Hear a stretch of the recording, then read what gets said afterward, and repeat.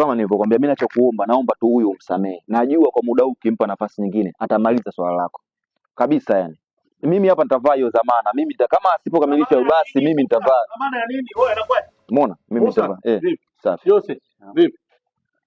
Umeona kaka, mimi unasalimiwa unashindwa kuitikia, unasalimiwa na mwanaume mwanzo unashindwa kuitikia. Nanga. Wewe unasalimiwa na mwanaume mwanzo unashindwa kuitikia, nanga nini? Huyu mtu yuko mtaani anasalimiwa anashindwa kuitikia, maana yake nini? Sasa kuna jambo tunalijadili. Jambo gani? Umesikia kaka, mimi nakuomba. Nisikilize, wewe unamuomba nani bwana? Wewe mtoto wa kiume unamuomba nani Musa? Wewe mtoto wa kiume unamuomba nani? Nanga ujui.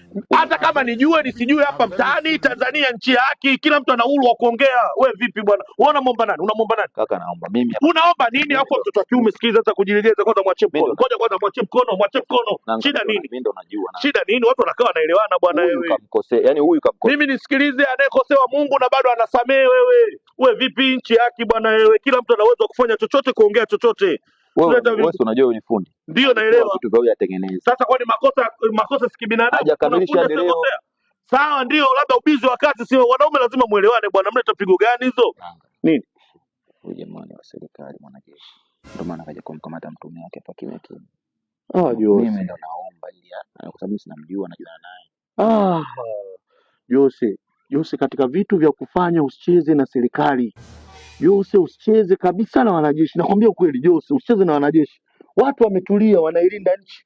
Watu wanatulia, wanaangalia amani ya nchi. Bado wanakuangalia wewe, bado wanaangalia kila kitu ambacho wewe unakimiliki. Jose, ajali kazini wapi? Unatakiwa angalia ajali unazitengenezea wapi Jose? Vitu vingine hivi ndio anashindwa kuona blaza. Wewe unaweza ukawa una kabisa changamoto yoyote, sio? Unaelewa? Na hata mtu akikosea, nyinyi ni watu wa kusamehe sana. Huyu dogo kazi nkua, angalia namna gani unaweza kuzungumza naye. Musa, mimi nimekuelewa. Sawa. Umeona? Huyu naomba akamalizie vitu vyako. Sawa. Haina shida. Mimi nitalisimamia. Usirudie tena. Waelewa. Kaa kimya. Huyu unamfahamu? Huyu namfahamu. Nadhani unapajua pa kumkuta. Sawa. Takuwa nipo hapo kituo cha kati. Tutatoa taarifa. Sawa. Musa. Naambia nyumbani basi.